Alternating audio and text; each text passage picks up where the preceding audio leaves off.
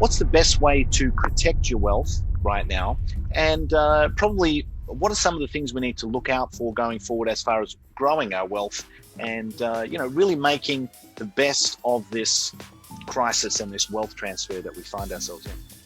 Sure, that's a great question, and I'd like to start with a real quick story. Go back to 1922, the German Weimar Republic hyperinflation, and that's a well-known story. Everyone knows what happened. We don't need to recite that. But there was an individual at the time, and his name was Hugo Stinnes, and I talk about this at the end of chapter the end of chapter 5 of my book, The New Great Depression. Hugo Stinnes saw the hyperinflation coming, and he went out and before it hit and borrowed all the Reichsmarks he could. That was the currency at the time. And he invested in hard assets. He bought coal, steel, shipping assets, railroads, etc. Then he just waited. And here comes the super hyperinflation. Well, he paid back all the debts. I'd like to say he paid pennies on the dollar, but it was a millionth of a penny on the dollar. They were sweeping the currency down the sewers. But he went through the exercise of paying back his debt with this worthless currency, and he kept the assets. And he became the richest man in Germany. And I don't speak German, but his nickname was the Inflationskönig, which means the inflation king. So the point of the story, and it's a true story, you look up, you listen to this, the point of the story is even in the greatest hyperinflation in the history of developed economies, in the history of the world, this guy became the richest man in Germany because he saw it coming and he did the right thing.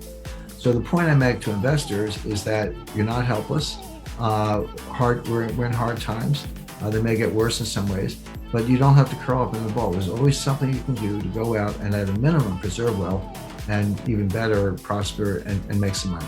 So let's get specific about that.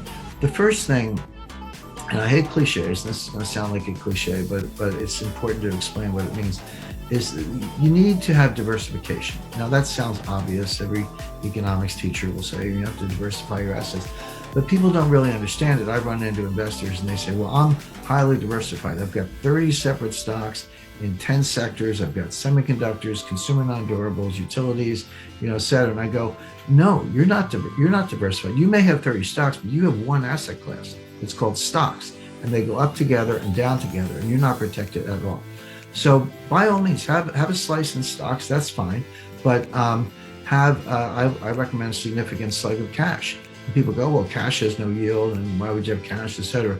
But cash, first of all, if we have deflation, not inflation, cash could be your best performing asset because the real value of cash goes up in deflation. Your money is worth more, even though there's no yield, because it has more buying power.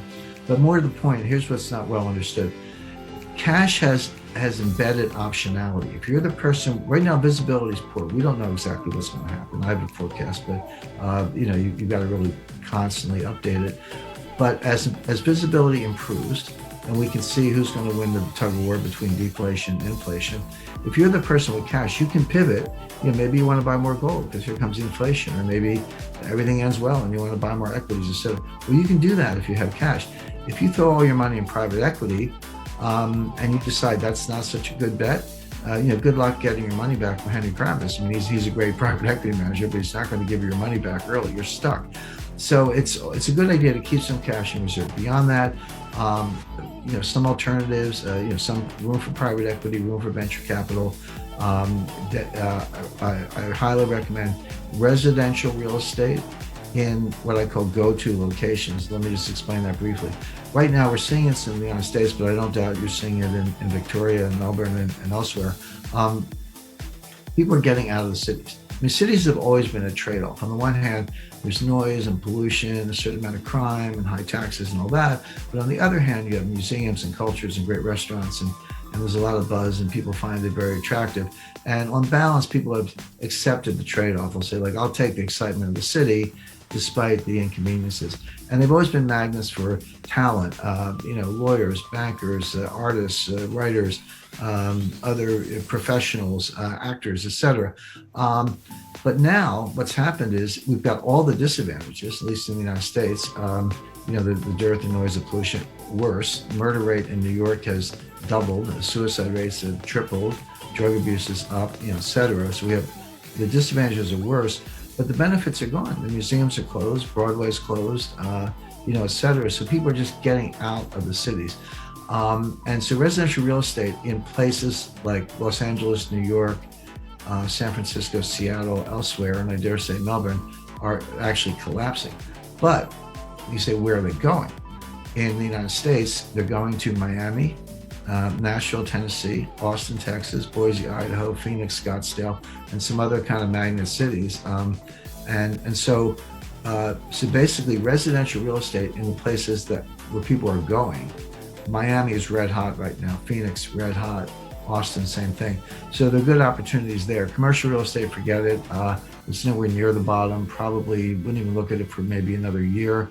And then finally, gold. I recommend 10% gold. I talk about gold all the time, and people always want to put words in your mouth, and they go, well, Jim Rickards says sell everything and buy gold. I've never said that. I don't believe that. It's not the end of the world. We'll get through it. We'll muddle through. But 10% gold, yeah, that's a good piece to have. It's your inflation protection, obviously. It's also, if it's physical gold, it's a non-digital asset. If it's gold miners, it's a leverage bet, so you can make even more money. But people don't understand that gold does very well in deflation. In 1929 to 1933, the longest period of sustained deflation in U.S. history, gold went up 75%, from $20 an ounce to $35 an ounce. There's a reason for it. That's going back to what I said earlier. Governments get so desperate in deflation that they devalue the dollar and raise the dollar price of gold to get inflation. So gold ends up being the vehicle to break the back of deflation, which they have to do. So gold does well in just about every state of the world.